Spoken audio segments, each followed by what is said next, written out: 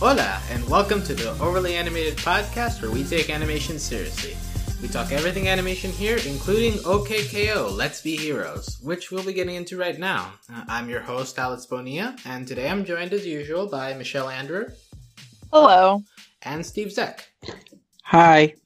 If you want to hear our previous OKKO discussions, as well as other animated shows we cover here, you can subscribe to us at overlyanimated.com/iTunes, or on your preferred podcatcher wherever you listen to us, or you can go directly to overlyanimated.com to find all our content.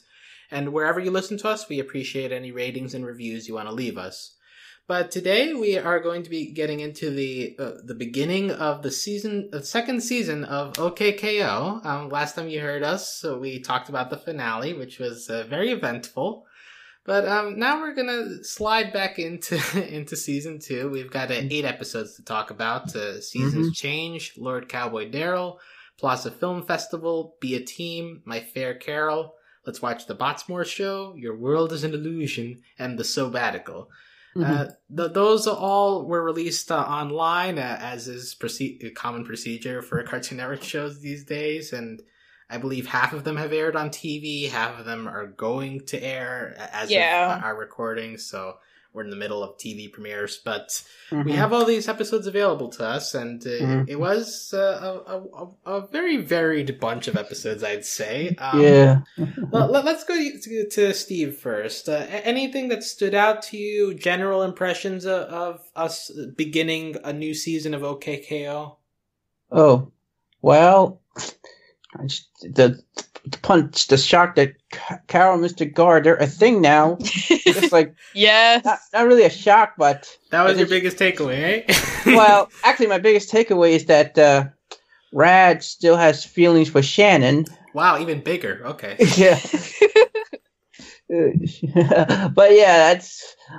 big takeaway, though, is the fact that Boxman's still alive, but they're going to stick with Cowboy Darrell running the place for now. That's going to be interesting. I do like some more. The Let's Watch the Boxmore show might be my favorite of the bunch, though. Your Words Illusion is pretty good. This So-Bad-ical I like too, because that's the only one that had 3 that had Dendy in it. Yeah, that's true.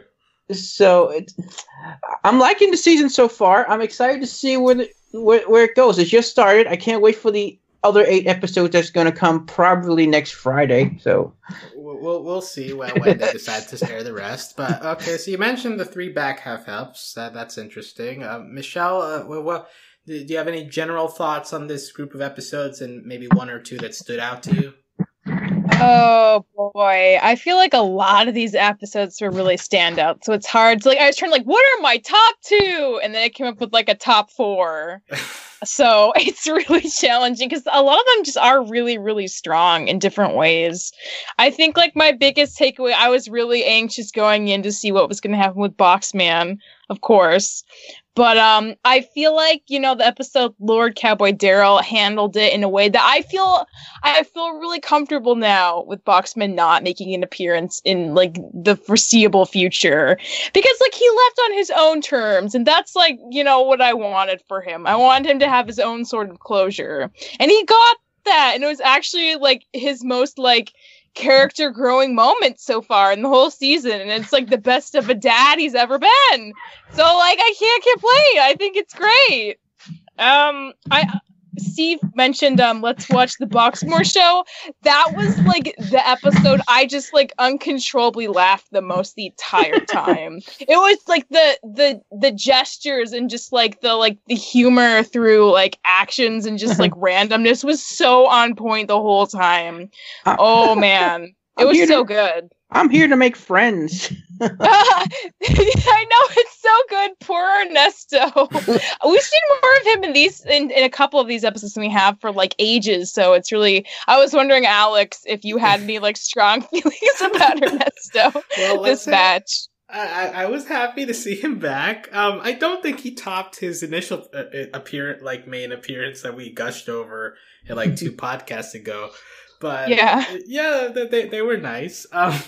In my general impressions, I guess I'm a little lower than you guys. Like I felt this was more of an uneven batch. I agree with Michelle that Lord Cowboy Darrell to me is a standout, just because like I love Darrell in the finale, and I still love him here. And and Botsman was also just had an incredible like arc in that one little episode. I do feel like these episodes do harken back a little bit to the early moments of season 1, where like the humor was way over the top, and I am so okay with that personally. Yeah, I guess your mileage may vary on that, and like if you loved OKKO from the very beginning, then like it's easier to fall in love with that. But like to me, it's like well, like it's fine, but like I've seen OKKO do better, or like. So like stuff like Let's Watch the Boxmore Show, like it has its moments, but then it almost too much tips the scales into being so extra. But you may like so extra, so like I can't fault you for that. And also like the Carol and Mr. Gar thing, like I feel like that was a theme throughout a couple of these episodes, and I just feel weird about it because like for so long Mr. Gar has been like the very stoic guy, and like we've slowly seen him warm up to Carol, but like now we're doing the jump, so like I relate to Enid and Rad feeling very strange about this relationship. Yeah. Well, I feel more like KO. I'm very okay with it. Yeah. Well, I'm interested to see TKO's reaction because he might be a little empty. I wonder if he's gonna care at all, honestly. What does edgy teenager think? Well, I think the T in TKO stands for teenager, so you know how angsty teenagers can be. You're not my real dad! You can't tell me what to do, you're not my real dad! Let's see, where do we begin, just like in general here? I guess we can begin with Lord Cowboy Darrell, since I think that's the episode that at least two of us have praised here.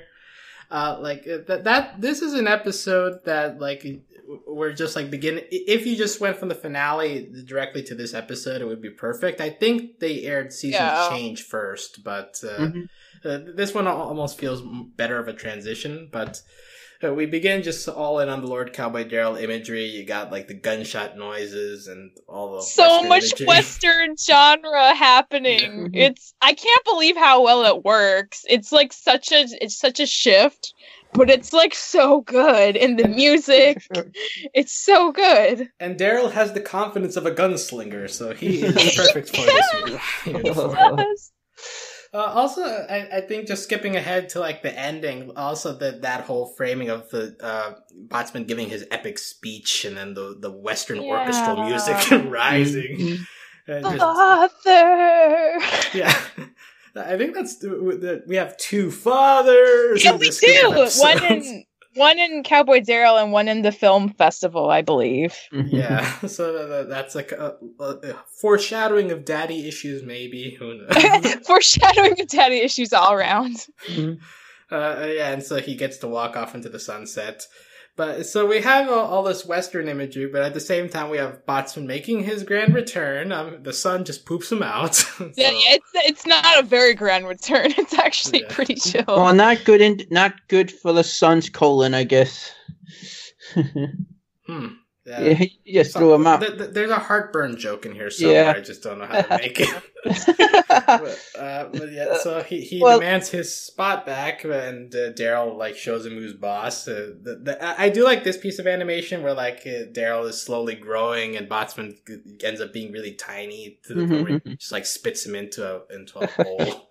His line, "I'm the daddy now," is like implanted like on my brain forever. It's just like so funny, but yet so iconic. Mm-hmm. Now you see why I love that finale, like that ending line. Yeah! It's just like so hilarious and insane. But like being daddy is such a big deal for the Boxmore dynamic, so it's just so good. I really hope CN puts out a shirt that just like has Darrell's face with the cowboy hat, and then underneath it just says, "I'm the daddy now," because I would buy up that shirt like hotcakes, man.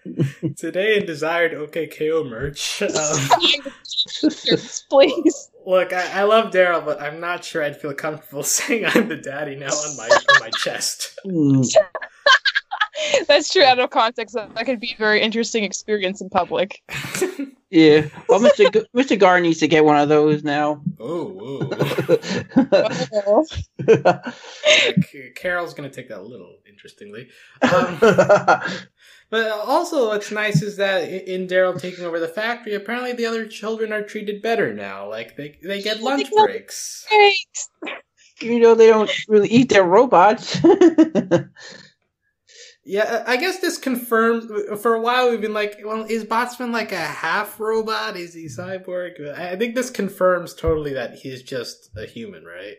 I don't know if he's human, but he's organic. He's not a robot. Yeah, he's not a robot. I feel like he does have like a robotic eye though, right? So he has like enhancements or something. Well, he could be an alien for all we know.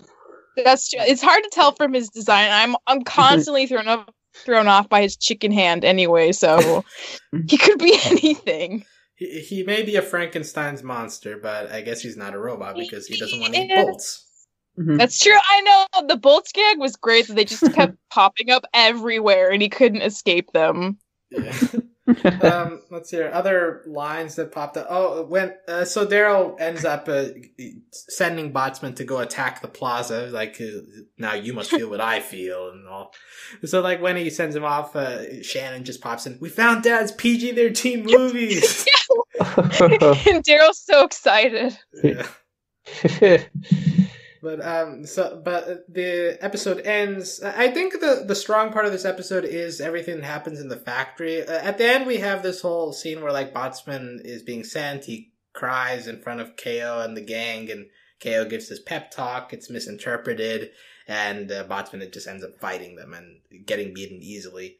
I feel like this sequence dragged a little bit, but it's whatever. You guys feel anything about seeing Botsman fight for the first time in a long time?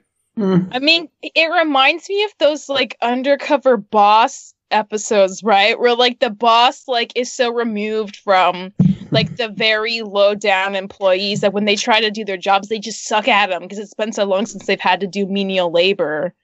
So it's like essentially that with Boxman. Like he hasn't had to fight anyone himself in so long. He just really sucks at it.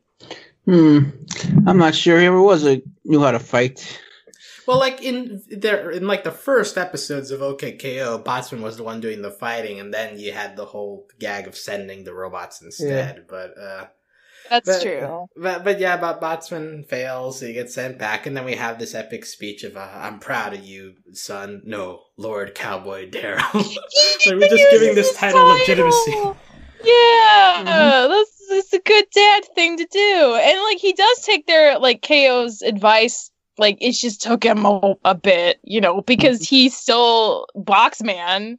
Nothing's ever easy for him. He has to find out the hard way. But he finally did come around, and he supported Lord Cowboy Darrell. And that's all Darrell ever wanted. And he didn't really want him to go. And it's like, this is probably good for both of them. They both have time apart to grow. I kind of wonder where Boxman's going to go now. We haven't seen him since then.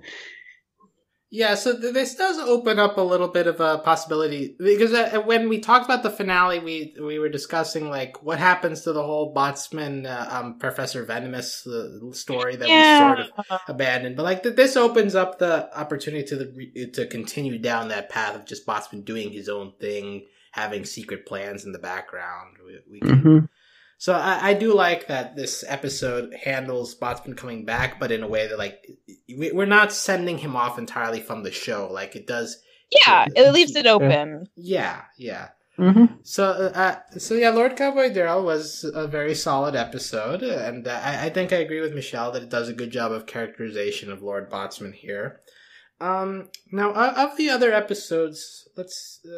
where do we want to go? I guess the So-Bad-ical is another one that I do want to talk about because it has our favorite character Dendy. We only got one Dendy episode. Yeah. Yay! But also we get another piece of Miss Quantum, so the teacher. She's all had she's had like one episode before this. we find out she used to be a villainess back before she became a teacher.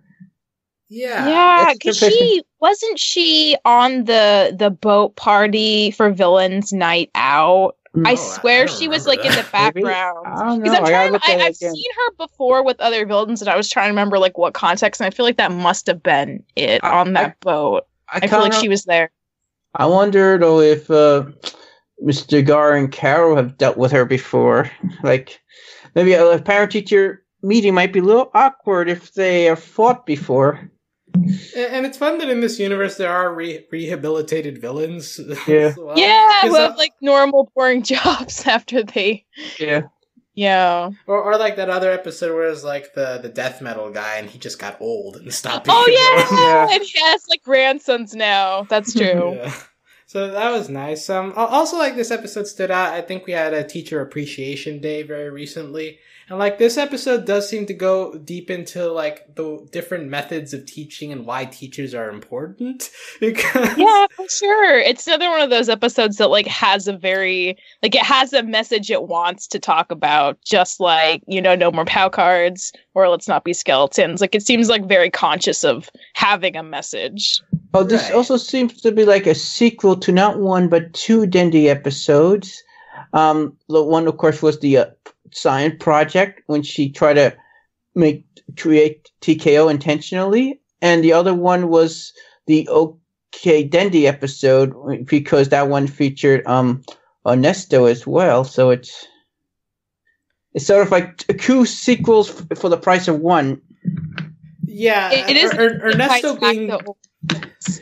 Ernesto being Dendy's nemesis is not something I'd expected. But put my two favorite characters in the same episode, that's good. But yeah, so Ernesto's big plan is to subvert the curriculum by just focusing on memorization, so no critical thinking needed whatsoever, and Dendy realizes this. Well, I'm trying to think though, the Boxmore children, they sort of parallels to like our main characters, like Boxman is parallel to Mr. Gar. Darrell might be parallel to KO, and Raymond might be a parallel to Rad. Shannon a parallel to Enid, and now I guess Ernesto is a parallel to Dendy. The hole in your argument here, where's Jethro involved? Yeah, where's Michaela? We can't leave out the two gems of the doesn't KO have a pet? Maybe I get a pet. Forget it. Toothless is his pet. We actually haven't seen Toothless in a long time. Yeah. But also, wait, I can't believe we've like talked about this episode, but the principal is Santa Claus. He only visits once a year. What? I don't know why, but like I love that that's a thing canonically. Yeah, like now with that, like everything can be a thing canonically. Like the tooth fairy could show up. Let's see. Other notes here is that the title of the episode is a play on the word sabbatical, and a joke is KO like, what's a sabbatical? And they have to go check the dictionary and read the definition for us. It was so bad. I did not realize that. I kept thinking is it like radical, but Rad's not in the episode, so what? But that makes so much more sense. Oh, you were confused with what the episode title was about? Right. But yeah, I know. Thanks. All right. But so then Dendy and KO seek out Miss Quantum. She reveals that she was a villain, and the bad apple her plan is to go blow up the textbook train. Love her outfit, her evil apple outfit. That screams like elementary school teacher. It's just so good. I think she found her calling late in life was to become a teacher. Yeah, it was foretold. Well, she's much more. She can be much more sinister and evil as a teacher. Yeah. I really like these scenes at the end where Dendy, they have this whole face off, and Dendy is trying to reason with Miss Quantum why they want her back, And Miss Quantum reveals, like, hey, you never appreciated my work. I've been trying to give you extra work in an effort to challenge you because I realized you're smarter. Yeah, and it's like, oh my god, she wasn't being a jerk. She was trying hard to be a good teacher, actually. Yeah, and it's interesting too because like you think at least speaking from personal experience, like as a tutor, like that's your default when you're like teaching the normal stuff and like they can't figure it out. It's like, well, I'll just give them more homework, or like I'll give them harder stuff to do, even though that's not what they're supposed to be doing, but because it's the right thing to do. And like as a teacher, you're like, well, is this the right thing to do, or like do they feel too much pressure if I'm doing this? And also like I respect the teachers' struggles in trying to decide these things, especially if they're allowed their own curriculum, as Miss Quantum seems to want, as opposed to just following a strict memorization rule like Ernesto likes to do. Any other general impressions or random things you picked up out of this episode? Well, except that Dendy is adorable, which is not new. As usual, yeah. And I can't believe 7 episodes without Dendy. It's a crime. So I thought she needs to become a regular. Is she in the opening yet? She needs to be in the opening. She's not in the opening yet. We haven't changed the intro for season 2. Maybe one day we'll get there, but. Yeah, we were spoiled by Denny, admittedly, with those 5 episodes. So. It's true. We got a lot. Yeah. But I wonder what Dendy's thought on Mr. Gar and Carol dating. Nice she'd probably want to analyze it, honestly. Yeah. She's like, oh, well, how will their power combine if they're both parents now? How will this affect KO and maybe TKO? She'd be so into it from like an analysis. I want to see an episode like that. I want to see an episode like that. How do we measure chemistry? How do we measure chemistry with science? This is the work of many sciences for decades that they have yet to figure out. But I guess we can segue quickly to My Fair Carol. This episode is the one that I just didn't get much out of. Like it felt. Not even face. There were so many amazing gags, though, like the tiger face paint. Yeah. Also, I'll admit the dance sequence at the end was very well animated. So, and good musical choices. But yeah, like I just have a weird thing with the Mr. Gar Carol relationships. Like I just. I don't know why I feel weird about it. It's just that for the entire season, like that, there's been no chemistry. And just like at the very end, you get the beginnings of it coming back. So, I mean, I wouldn't say they had no chemistry. They just had like a very specific dynamic that didn't change much. Like Carol would like interact with him slightly, and he would like lose his mind and melt away. But, I mean, they did reconcile, because I was looking back in Let's Take a Moment, like, that is kind of when they get past their history. And so I think, like, it was at that point that it was, like, wide open for potential for them to date. Though I was surprised that it was just so like, immediately established at the very beginning of season 2. I didn't see that coming. Well, time skip. Time skip. Well, I thought it was pretty clear from the beginning of the series that Carol knew Mr. Gar had feelings for her, and so it's like it's not really that big of a step. Once Mr. Gar got off past that awkwardness and got past their past, it's more on Mr. Gar's side. Yeah. I don't think he was willing to really try anything until she forgave him. I think that's what he was waiting for. And then he could forgive himself. Yeah, exactly. And then they could finally move on and be friends and maybe more, definitely more. But yeah, I mean, I do like his kind of part at the end of My Fair Carol when he's saying like, wow, I realized from seeing you try really hard to impress me that the reason I've been like going out of my way to make these really elaborate dates is because like I've been trying so hard.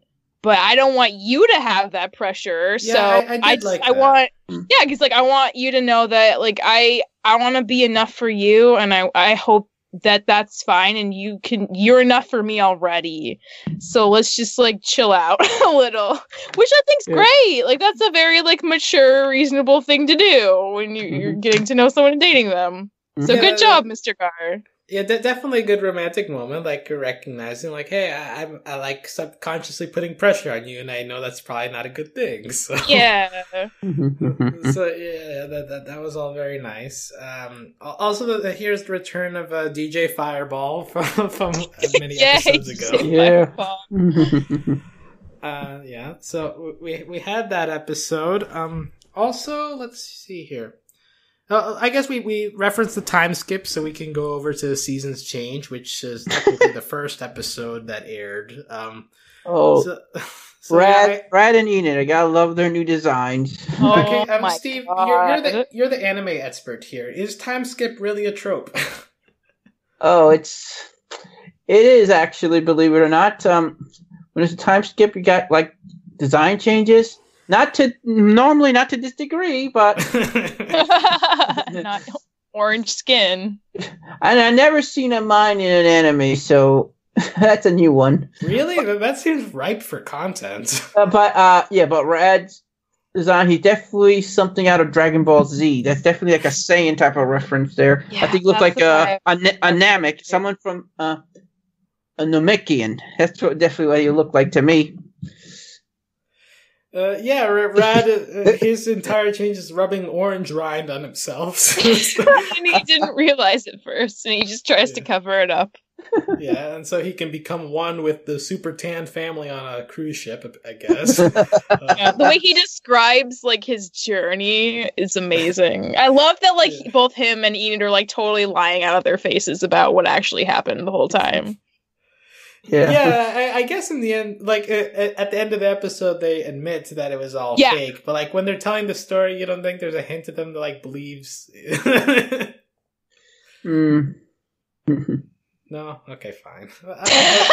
I mean, maybe, but, like, it's so good, though. Yeah. And Enid, like, going into the wrong class, and she's like, no, I learned this super secret, like, ninja skills. I think it's hilarious that she just, like, went for it. The whole time. And she's just too proud to admit she made a mistake. She's gonna run with it. Just like Rad, yeah. Yeah. I tell you though, she look a great mime. She could be a great mime. Looks awesome as a mime if she wants to pursue that career. I mean, she earned a beret for her hot coffee pour jitsu. And you know, it's a great way to ignore the customers is by being a mime. If they don't talk. True. But maybe they would gather around her because they'd be so excited about her new like performance act. So maybe it would attract customers more than she wants. It's like that moment from SpongeBob where they're just doing random dances. Somebody's like, street performers! Oh, yeah, that's true. And so KO is very unenthused by this. He expresses his not having it. Mm-hmm. And like to the point like where they go out and like also it's not even a Boxmore robot, it's just some random bull demon robot or something. Yeah, it's totally random. Yeah, he just has this inner monologue like, is this home? Is this my life now? And he misses the Boxmore robots. At least yeah. Why I tell you before in a past podcast, they're kind of frenemies in a way. They're sort of they're a part of his everyday life. At least that he anticipates. Yeah, KO is in love with the status quo. Yeah. He likes his like routine. Yeah. And as it turns out, these changes are not for the better because they both suck at fighting. They both suck at fighting. And like Rad also calls her a useless, unfunny clown. Ooh, yeah. Whenever anyone calls her a clown, she gets so mad. And if I was a mime, I'd be very insulted if someone called me a clown. Well, Steve, what's your opinion? Are mimes clowns? No! Because they're not scary. That's the biggest difference you could have. No, and they're performance artists. Personally, Eating maybe could get be part of the Beach City improv group if she wants. Oh, she would totally rock that. Yeah. If she ever wanted to. She would definitely do well in the deadpan. Also, at the end of this, once they all undo their changes, they ask KO, like, what did you do over this summer? It's it was so good. No, it was exactly the same. I watched TV and hung out with my mom. And then just Mr. Guards in the background of all these The whole flashbacks. time. And, like, that KO did not, like, put two and two together is so sweet and adorable. He's too pure to realize the truth that his teenage friends immediately fall on.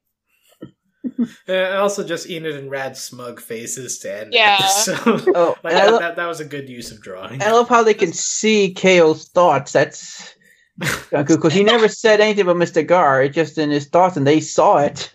Anything's possible in animation, Steve.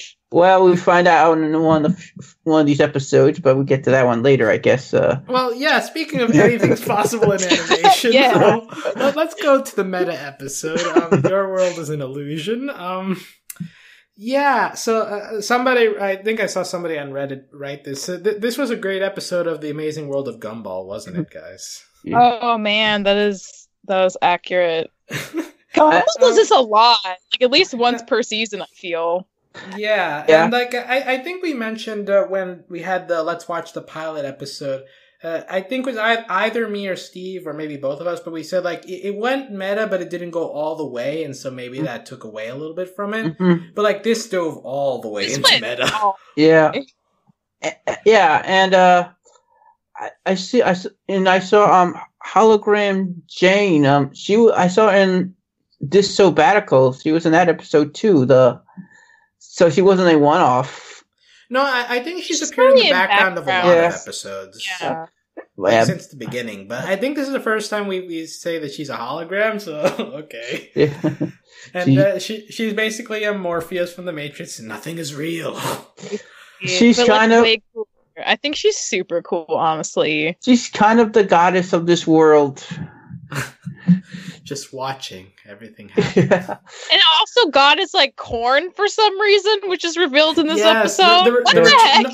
No, it's not revealed. It's not revealed. Wait, when did we see God corn before? In the Enid, when they go to Enid's parents' house and they have the dinner, and she's like, God, why have you forsaken me? And they just go up to the heaven, and the corn God is just there shrugging again. Okay, I'll have to go back. That's amazing. I love how a lot of these tribute to 80s cartoons. In My Fair Carol, her tiger look, that's definitely a reference to Thundercats. Is it? I thought it was a reference to child face paint at the fair. But I thought it was a reference to tigers. But she looked like that girl from Thundercats to me. But but back to my topic. What was back to this episode? I mean, I thought Jang could be a reference to Gem from the 1980s show Gem and the Holograms, because she's a hologram. She has a name that starts with J. That's my mistake. So in random meta things, that there's a black. First, Hollow Jane points out, like, have you ever noticed there's just a black outline surrounding everybody? And it's like, try picking up that rock, and like he can pick up the one he can pick up the one in the foreground, but he can't pick up the one in the background. I wonder why. And also at some point it's like, are cartoons not real? And he shows the Cartoon Network app. Yeah, so good advertising. Yes, great advertising. A bit more of a deep cut, like they show the green and red lines marking the frame boundaries when he's talking with... where are your legs? Where are my legs? Keep switching perspectives there. Also, the classic, wait, I only have 4 fingers? Why do they call it a high five? Why do they call it a high five? And when he does the high five, he gets like the action of it in his hand and he throws it away. Yeah, and so it gets so meta that he like jumps out of the frame and begins like walking past storyboards. That's pretty awesome. Oh, it's like that one classic Looney Tunes cartoon when Bugs Bunny was drawing Daffy Duck. Yeah, the Duck Amuck is like the original meta cartoon. Yeah. Right? Like, every other meta episode kind of just draws on it, but yeah, this one in particular stood out as like referencing that for sure. And then we have this final speech by Hollow Jane, which is a bit prescient. Like, look, man, your friendship and mom's love is real to you, and our connection to the world. To them. Yeah, everything's real to them. So this is our personal reality, man. I mean, again, it's one of those kind of like hashtag deep messages that like has a fair amount of truth in it. Because like you know, like everyone like has that point in their life where like, oh, like what if I experienced the world in a completely different way from everyone else? Is my reality the same as their reality? And so it's just like, yeah, the takeaway is like, well, it's real to you, so it's real. So relax and enjoy it, and don't freak out. Yeah, yes, indeed. I want to look up, though, Hollow Jane, who her voice actress is and what she's done. Yeah, I really dug her voice. Yeah, I thought, whoever she is, she's really cool. Let me see if it's listed in IMDb, Jane. She says the new character, but they might not have it because she's... Oh, here it is. Found it. Some actress named Laura Carrick. Let's see what she's done. Okay. This is your IMDb check of the day, guys. Yeah. So. Okay, she was. Let's see. I don't see anything I'm familiar with. Okay, she was in a show called The Leftovers. She was in Law and Order Special. She was in a show. She was in Law and Order Special Victims Unit. She was in Law and Order. That's yeah. cool. So. Is that bigger than The Leftovers? She played Jane in the show called Mozart in the Jungle. What the heck? Mozart in the Jungle? Is this live action? Yes, it's a Netflix show. Yeah. Is it really? That's all. Yeah. That sounds crazy. Yeah, and the Leftovers is actually supposed to be a very critically acclaimed HBO drama, but you know. Oh, really? Random show. It's not anime. I don't care. Whatever. But hey, she was in Law and Order. That's the big thing, right? Yeah, The Leftovers. That's what everyone knows about. Also in The Leftovers. Yeah, you're right. She played Haley, and one of those two shows are connected. Okay, this has concluded IMDb check of the day. I'm happy that we went this rabbit hole because she does have a really cool voice, and she deserves a check. Yeah, I definitely would like to hear more of Hollow Jane in the future. Yeah. Other random points. So, in the beginning, when she's beckoning KO to come, he has a quick memory of shadowy figure, and we're like, "Oh yeah, shadowy figure exists." Yeah. And the episode ends with KO going to see Carol, and Carol's like, "Are you okay, KO?" Oh my god, it's like us with our bad puns. Yeah, it's the perfect meta ending to a meta episode, I'd say. But one thing I do want to mention, apparently the rabbit character is a character Ian had from like a really old animation he did when he was in like middle school or something. So he's had that character for a long time, and I actually think that character's like kind of awesome. Like I'm into his design and his accent, so A+, keeping that around, Ian. It aged well. Wow, it's inserting an OC into a meta episode. There are like OCs all over OKKO. That's like part of the show's DNA. Yeah.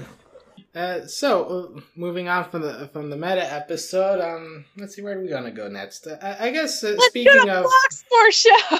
Yeah. Okay, you want to go there? We'll go there. Okay, Alex, I know you weren't that high, but like, oh my god, this episode was like, oh, it was so freaking amazing. Steve, you're with me, right? Like, yes, I loved it. I loved this episode. The show was so good. I mean, the reality TV show stuff was so good.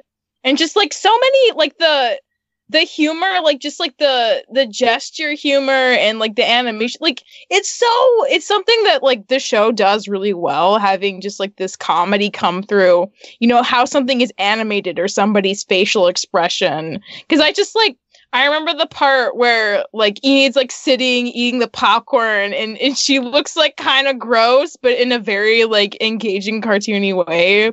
Or like when Ernesto, like, when, I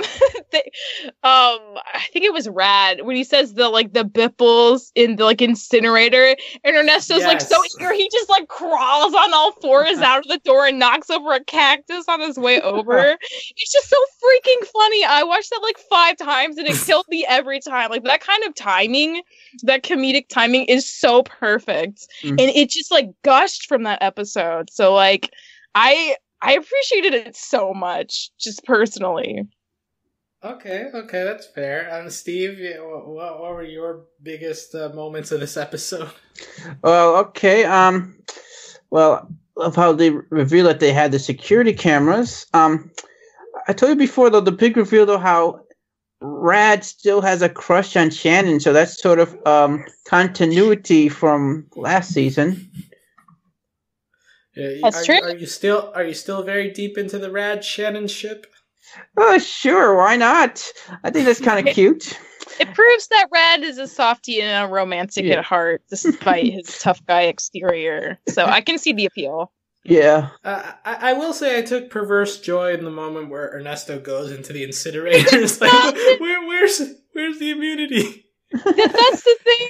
Like, I guess the immunity is the Bipple, right? Which I also think's like a hilarious word. Ernesto was interesting because he starts off saying, right, like he's the one who's there to make friends, but then he goes off on them and is like smack talking each of them. And when he gets to Raymond, he's like, "And Raymond, what are you, a sport robot or a romantic robot?"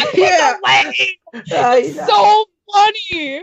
I know, and really, what's a romantic robot? How are you supposed to? Romantic robot supposed to fight? It makes no sense.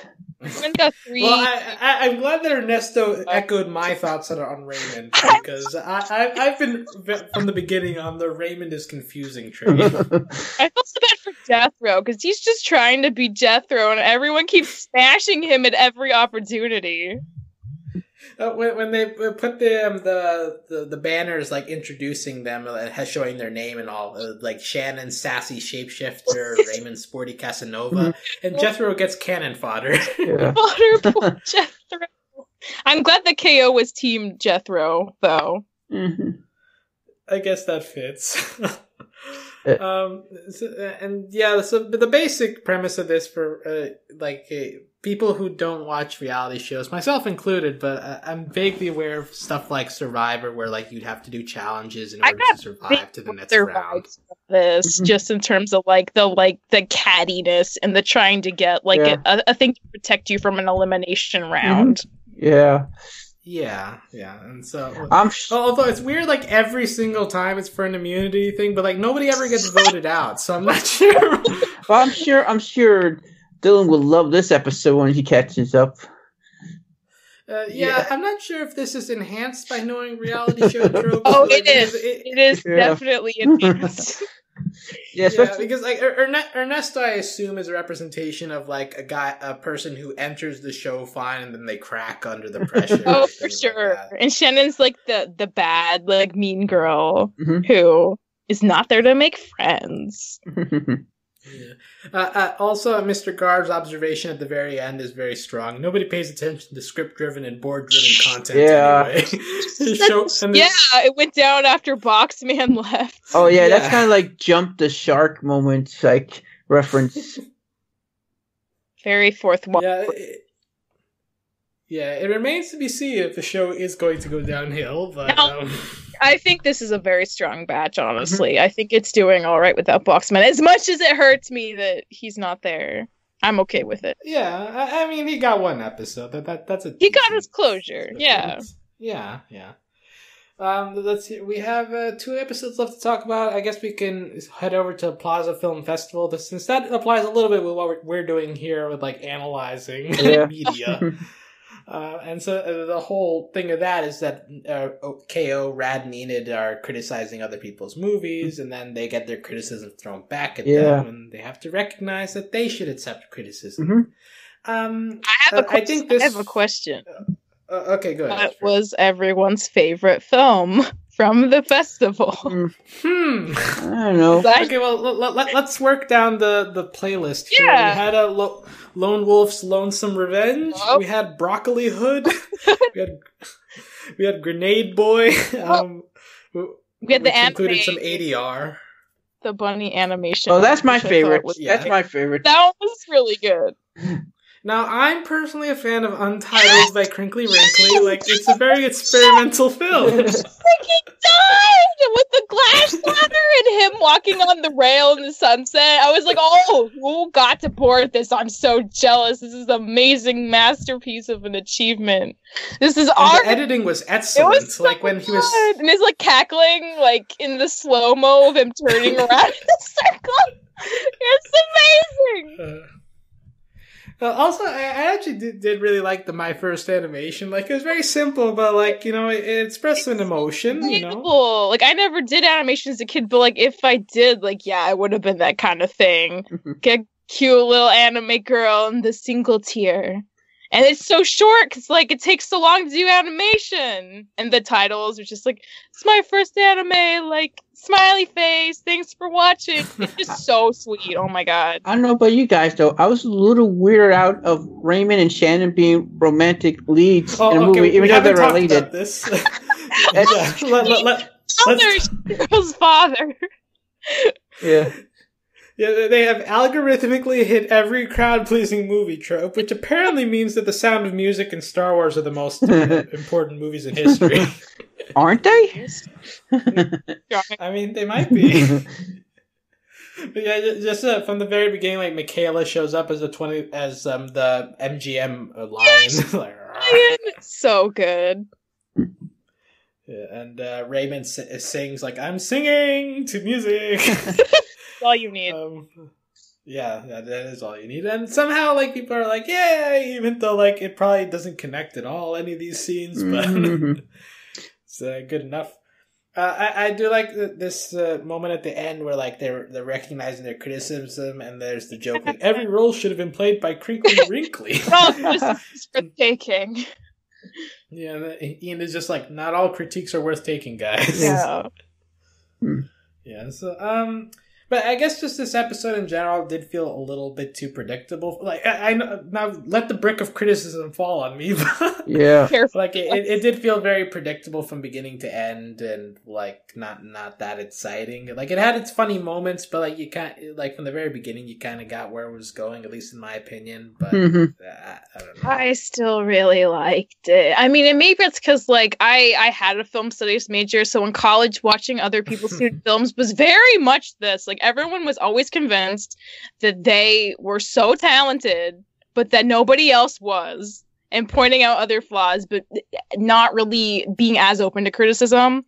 So I feel like I really appreciate this episode. Be like, you know what? Everyone kind of sucks for a while, and then you learn, and you take people's criticism, and then you get better, and you grow. But yeah, so I actually just really liked it, honestly. Yeah, that's my motto in life. Everybody sucks for a while, Yeah, and then they get better. Yeah. That's always the highlight, hopefully. And speaking of sucking for a while and getting better, we have Be a Team over here. Yeah. Which is, I guess, just them fighting with each other, KO, Enid, and Rad, after a 100-day sale. Like, I think this is the first time the store has actually sold anything. Really? It's been like one customer at a time, yeah. Must have been a heck of a deal. Maybe everything was like 90% off or something. Probably. Yeah, but how would they survive for 100 days doing that, though? That's why they're so crabby. Yeah. It's the guard, man. They should have form a union or something. Yeah, they really should have a teenage union. That doesn't sound like great working conditions. Yeah, and it turns out this working conditions did take a toll on them, because all of a sudden they're just very petty with each other and start fighting over everything. So the pairing of Nick and Joff shows up, which we've seen in previous episodes, but I don't think they've gotten this much screen time. Well, what impression did you guys get of this pairing? Totally gay. They're Oh my god, I actually don't think they're gay. But Really? Oh, okay. Really? Their reaction to the film festival was kind of gay, but I think they're just really good bros. I mean, I'm all stuff, but like, I don't know. I think they're just really good bros. Yeah, because like the big thing is at the end they like go off into the sunset holding hands, you know. Yeah. So, like, Men should be allowed to platonically hold hands with other men. Equal opportunity, Alex. Well, all right, I'll accept that. Well, we all shipped Mr. Smiley and that other dude before, so let's get the and that other dude. You can't remember his name, Mr. Funny. I mean, to be fair, did any of us would any of us have remembered Nick and Joff's name before this episode? Mm.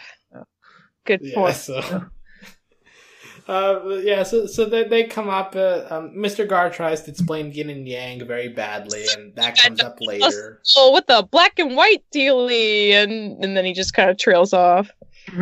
Yeah, and then like the circle just comes up literally during a fight later in the episode. Yeah.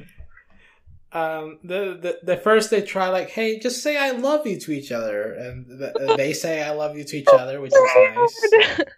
Yeah. Yeah, they're all like, too weird. Well, didn't they already do that in the season finale though? Like, they loved each other. Yeah, they told KO you are loved. Well, that's different. Just telling someone that they are loved isn't as much pressure as being like, I love you, other person. No, but Steve raises a point here. Like, we've gotten very far into the chemistry between KO, Enid, and Rad. So, like, this episode in particular feels very season one-y, where, like, they're still, like, working through their issues.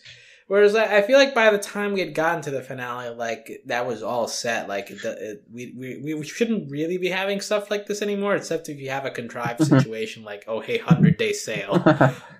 I think that's fair. Mm-hmm. Yeah, so, like, and also this goes down the path of, okay, well, none of this is working, so we get frustrated with each other, and then they decide, okay, we all have compliments that fit each other, so... we should all work together this way. And so they do, and they stop the fighting. And Nick and Joff is just like, yeah, this is what we planned. See, you've learned the lesson. Good job. Yeah, I will say, like, this was the most kind of, like, the least hype I had on any of the episodes, but I still liked it, like, again. Either I was, like, crazy high, or I was like, oh, this is all right. Yeah, and I think the strong thing about OKKO is the character chemistry. Yeah, and especially like their moments at the end where like they're hashing out like what makes them important in the group dynamic, and like I miss this working together and like that stuff. Yeah, it's sweet. Mm-hmm. It is sweet. And this show does get tender sometimes, which I appreciate a lot. I think it adds a lot to the characters. Like, sometimes they're very earnest. Like, that's why I love Boxman. He's very earnest, mostly about, destroying Mr. Gar, or about Professor Venomous. Mm-hmm. But, like, that's what makes him more relatable and human. I'm sorry, I don't know how this turned into a Boxman tangent, but... Yeah, well, we began with Botsman, so I guess we'll begin ending with Botsman. Yeah. So I guess after covering these 8 episodes, like, who would be your MVP out of this group, Michelle? Or do you want to stick to Botsman? Oh, I think Jethro's my MVP. Wow. He's so hard. No, true. I think it was in Seasons Change when all the robots were like, well, who's going to be in charge now? And Jethro, like, rolls up. He's like, I'll do it. And he's like, and then he gets, like, immediately smashed. Like, he just tries so hard, but he's so small, and no one takes him seriously, and it's not... Oh, that was from the finale. Oh, was it? Okay. Yeah, but it still happened, and it was great. All right, so what one vote for Jethro?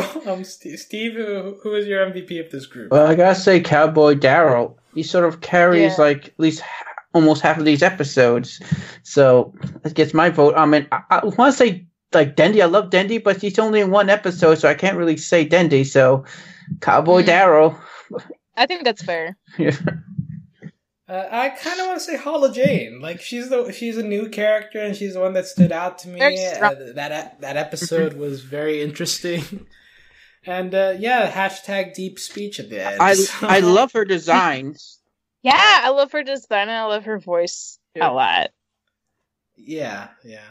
Also, just in terms of voice work, I do still like Miss Quantum's voice. She makes me happy whenever I hear her. Yeah. Oh.